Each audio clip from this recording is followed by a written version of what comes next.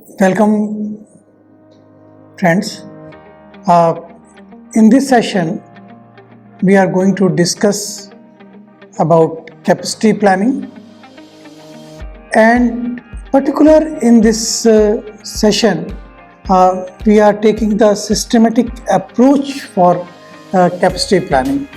That means you are going to learn what is the systematic approach or what are the various steps in the capacity planning. We are also going to learn various tools for capacity planning, just like simulation tool, waiting line models, then decision tree. All these we are going to discuss in this session. And the most important point which we will cover in this session is how to estimate or how to determine the capacity. If you know certain inputs, then how you will measure the capacity. So we have taken one example and we have tried to explain with the help of that example. When we are going to discuss certain aspects of capacity planning, a very important point of discussion is between the capacity and the location decision. This point, if you just remember our session on the location decision, we have tried to explain there that if your capacity is going more and more and you are not able to accommodate that capacity within your limits, you go for the alternative plant location. So one has to see that how our capacity will match with the location decision. A firm that is expanding eventually must append in new facilities and find suitable location for them, whereas a firm that is downsizing often must identify which location to eliminate. That means if a firm has two locations and they are going to get the more market share, they should go for more number of locations. But if a firm has a 4 location but they are not having the demand even for 2 locations, they should downsize their location. They should give away 1 or 2 location so that they can minimize the cost. There is one example of General Motor. They slice back its capacity by shutting down several factories to stop the large losses, because sometimes when the demand is not there, it is not proper to continue the production, even operate the factories. If there is no demand, it is better to shut down some of the factories. It faced several problems while choosing between the older unit with the cooperative and the productive workforce and abandoning the expensive modern plant where the labor relations are poor. Friends, when we are discussing capacity planning, it is very important to discuss a systematic approach to the capacity decision. Generally, a 4 steps procedure is followed by the manager to make the sound or effective decision. The most common assumption in these procedures is that the management has already performed the preliminary step of determining the existing capacity. That is a very important point. Before going for the 4-step procedure, one has to analyze its existing capacity on a prima or the preliminary basis. These 4 steps are: estimate future capacity requirement, discover gaps by comparing the requirement with the available capacity, build up alternate plan for filling the gaps, and finally evaluate each of the alternative both qualitatively and quantitatively to make a final decision or final choice. If we talk about the first step, that is estimating the future capacity requirement.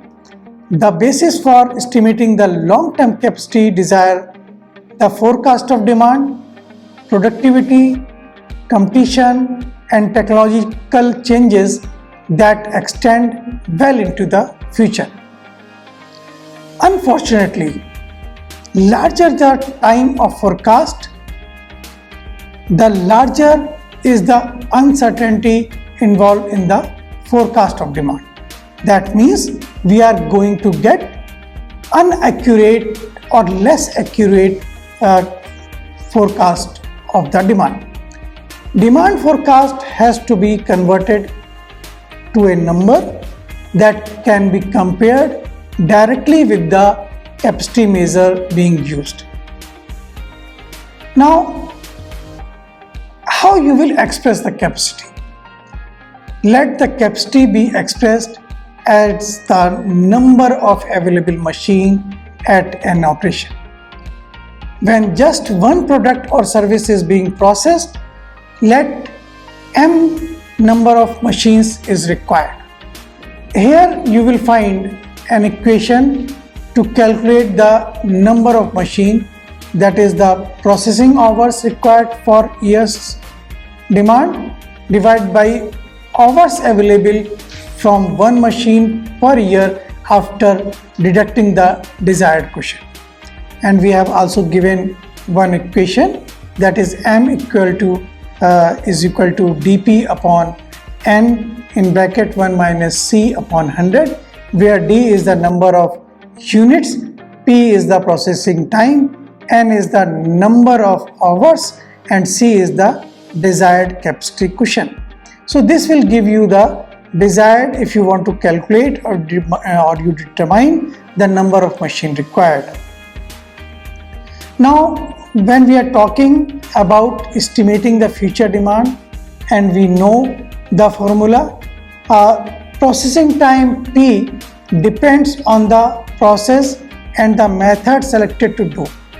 The term P is estimated from the established work standard, and that is a very standard terms that how we will calculate the standard time. We take the help of stopwatch, we try to have the ideal person or the efficient person, and then we take with the help of stopwatch we determine the time, and then we exclude some of the allowances and we will get the standard time and then normal time for a particular operation or for particular process. In denominator, N is the total number of hours that are available in the year multiplied by a proportion that account for the desired capacity quotient.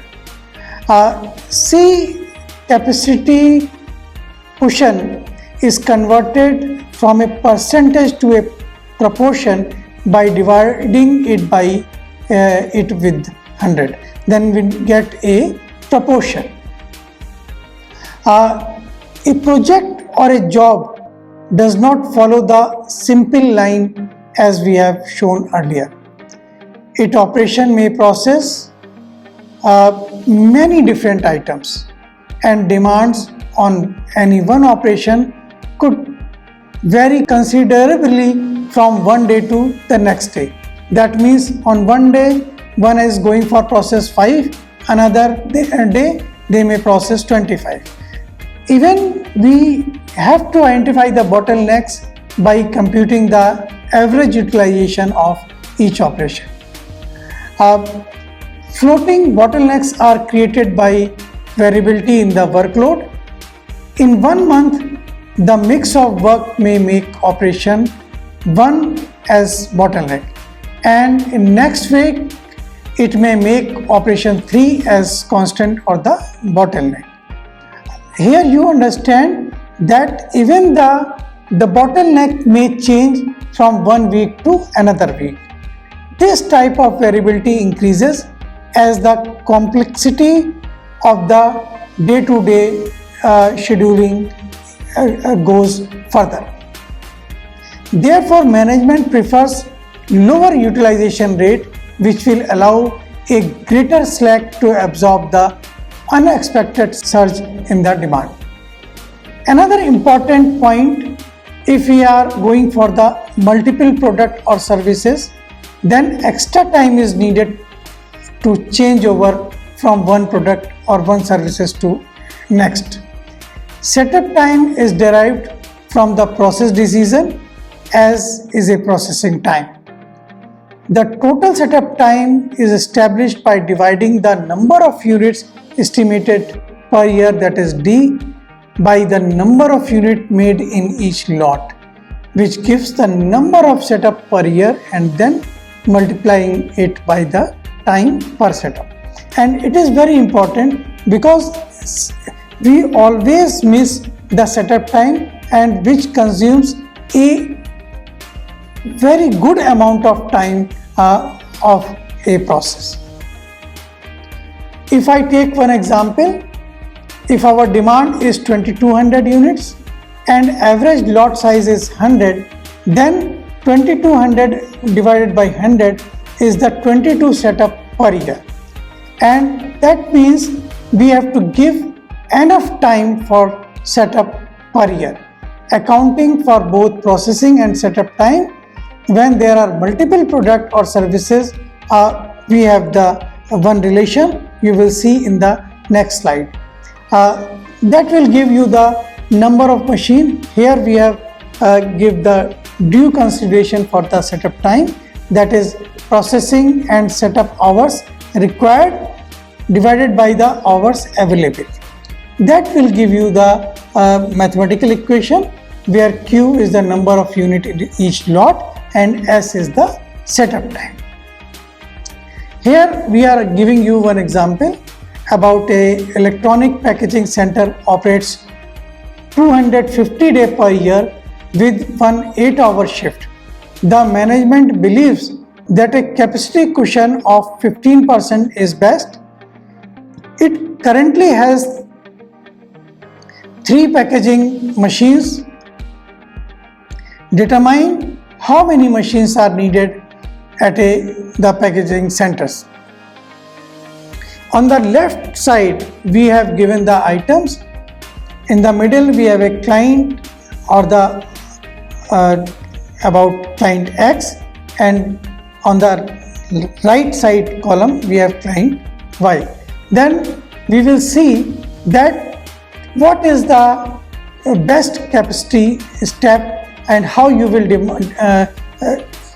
determine the capacity for client X and for client Y. If I see the calculation, we will give the requirement for 4 machines.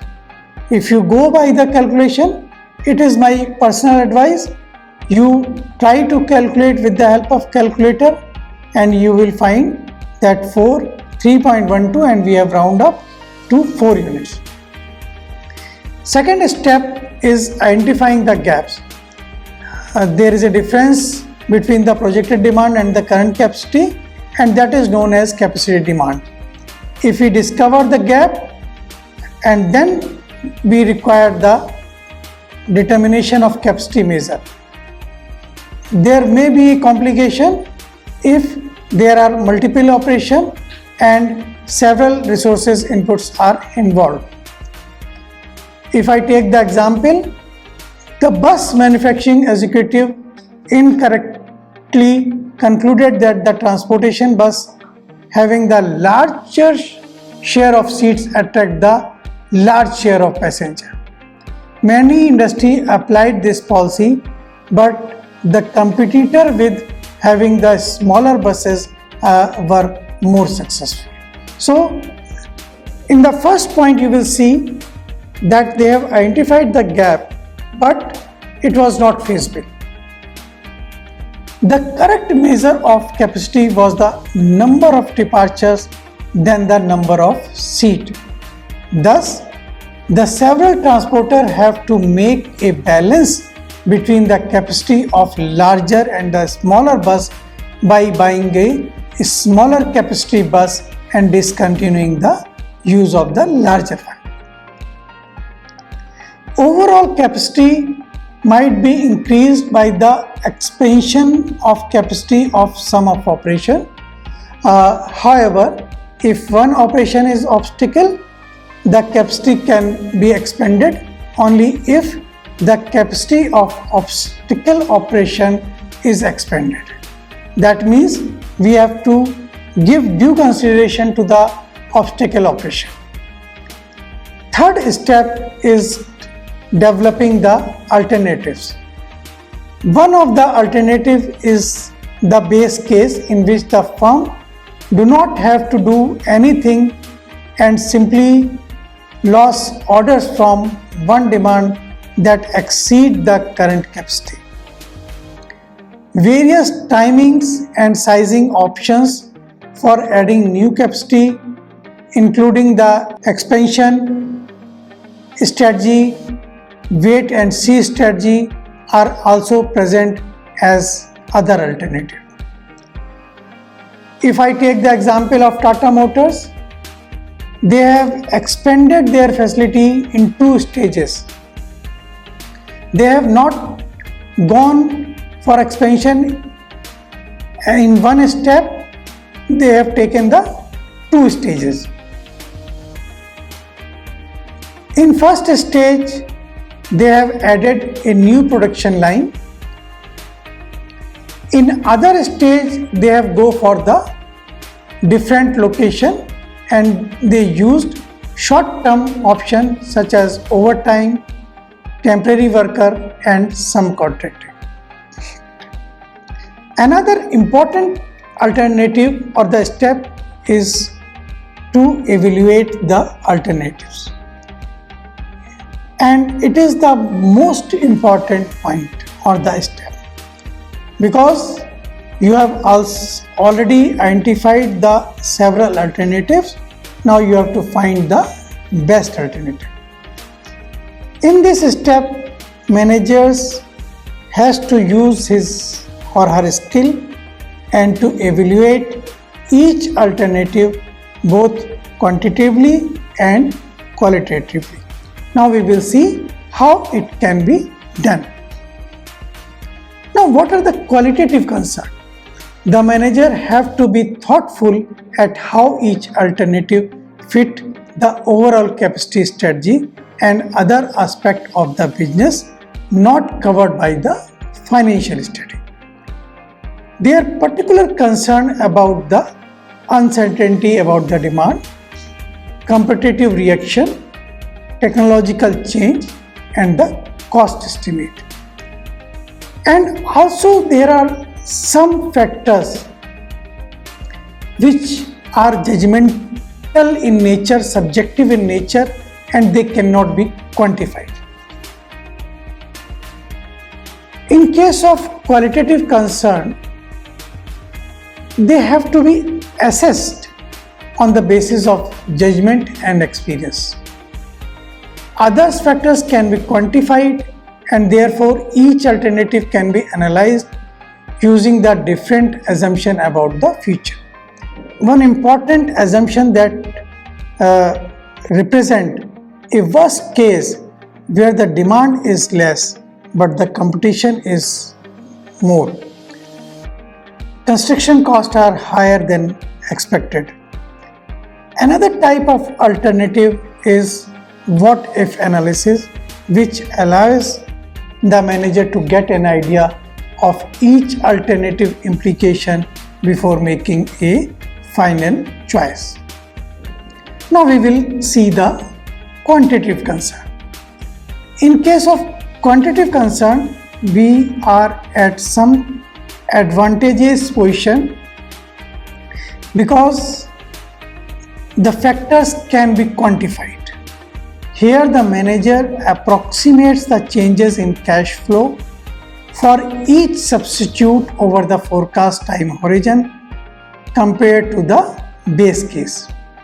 The difference between the flows of funds in and out of the organization over a certain time interval, including revenues, cost, changes in properties, and legal responsibilities, are called as a cash flow.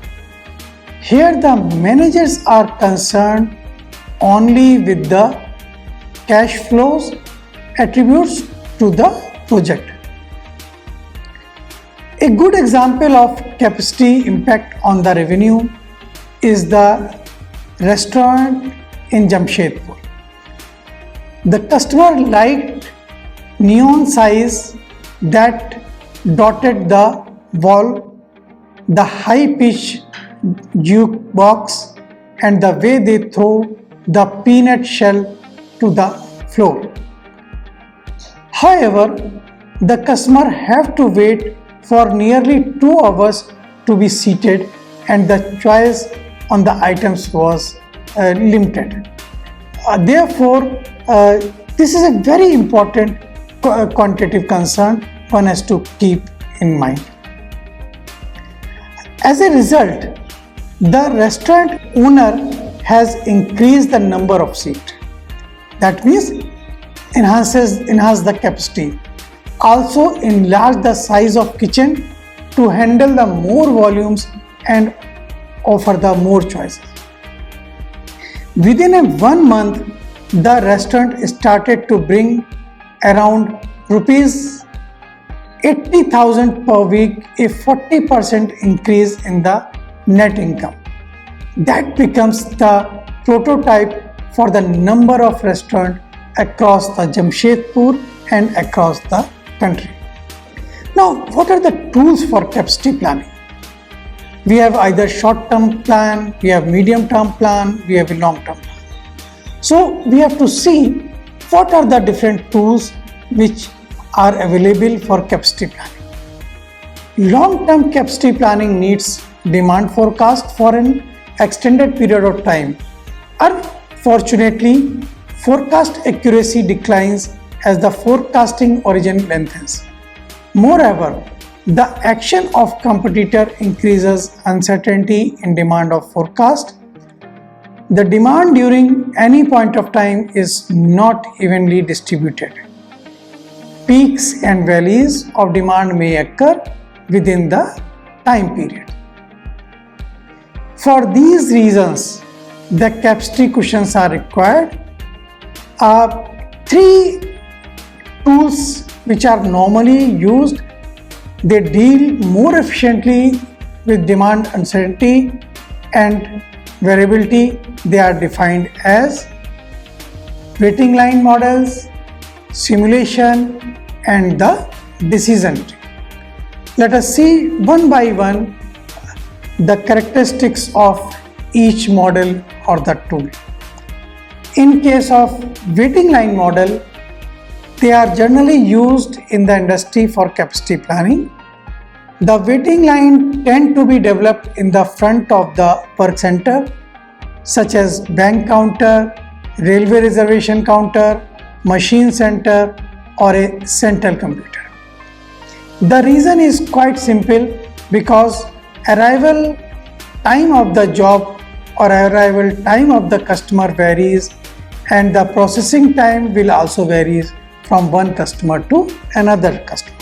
So in waiting line model, we consider the arrival time, we consider the processing time. Waiting line models uses the probability distribution to provide the estimates of average customer delay time, average length of waiting time, and utilization of work center. Manager can use this information to choose the most effective capacity balancing customer service and the cost of adding capacity. The waiting line models or the waiting line enhancement provide a fuller treatment of the waiting lines. It introduces formulas for estimation of important characteristics of waiting line, such as average customer waiting time or average facility utilization, or this is required for different facility design. As example, a facility might be designed to have a multiple lines at each operation and to route customer through one multiple operation. Given the estimating capability of these formulas and cost estimate for waiting line and an idle time, the manager can select the cost effective design and the capacity level that also provide the desired level of customer service. Another tool is the simulation tool. Complex waiting line problem must be analyzed with the simulation. It discovers the blockage or the bottleneck of the process and appropriate customer cushions. Even for complex processes with the random demand pattern with the predictable rushes in demand during a typical day. That means we simulate the situation. We simulate a model and then we can identify the blockage, where our blockage is there, where our bottleneck is there. Another important tool which is very common and very frequently used is the decision tree. As the name indicates, it looks like a tree. It is used particularly for evaluating the different capacity expansion alternative when the demand is uncertain and sequential decisions are involved. If I take example, a owner of restaurant may expand the restaurant now only to discover in 4 years that the demand growth is much higher than forecasted. In that case, the owner need to decide whether to expand further or not. This is first decision. In terms of construction cost and downtime, expanding twice is likely to be much more expensive than building a large facility from the start. However, making a large expansion now when the demand growth is low means poor facility utilization. So there are several decisions you will find in case of decisions tree model. This will give you a brief picture about the decision tree. On the left side, you have a starting point or the seed point for the decision tree, and you will find that there are two alternatives, and with each alternative again there are two alternatives. So when we want to solve this type of problem, we start from the right hand side and we try to solve, and we will come from right hand side to the left hand side, and we will focus the two alternative cost for the restaurant owner, and then we will decide which alternative is costing more, and then we will select the optimum decision. If we see the figure, it is a type of a capacity planning problem solution. The demand can be either low or high with a probability of 0.4 and 0.6 respectively. The initial expansion in year 1 can either be small or large. If you recall the second decision mode, whether to expand at a later date is reached only if the initial expansion is small and the demand turns out to be high. If the demand is high and if initial expansion is small, a decision must be made about a second expansion in year 4. Payoff for each branch of tree are estimated. For example, if initial expansion is large, the financial benefit is either 1,54,000 or 7,68,000 depending on whether the demand is low or high. So we have two alternatives and we are getting the quantitative measure we can find the solution. Weighting or weighing these payoff by probabilities, an expected value of 4 lakhs is coming. This expected payoff is higher than rupees 3 lakhs payoff for a small initial expansion. So the best choice is to make a larger expansion in year 1. Now, how you will manage the capacity across the organization? We have discussed about the tools, we have discussed about the various steps for capacity alternatives. Now we will see how we will manage the capacity. So here the manager make the capacity choice at the organization level. They also must make the capacity decision at the individual process level in accounting, finance, human resource, information technology, marketing and operation, and with other departments also.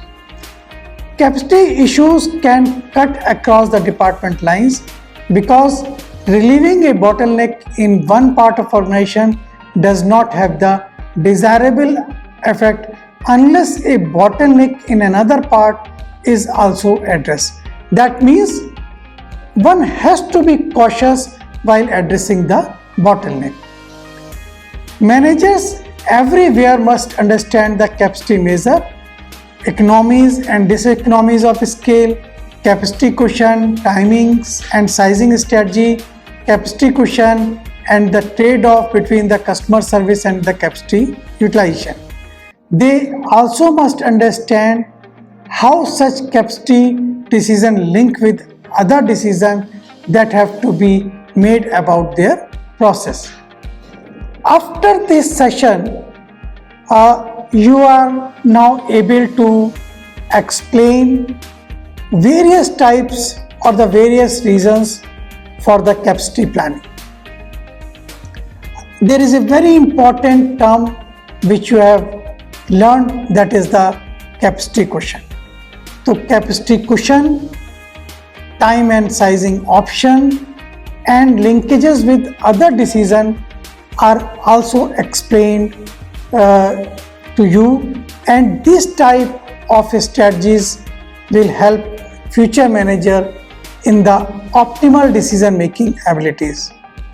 We have also learned various capacity planning tools just like waiting line model, simulation and decision trees.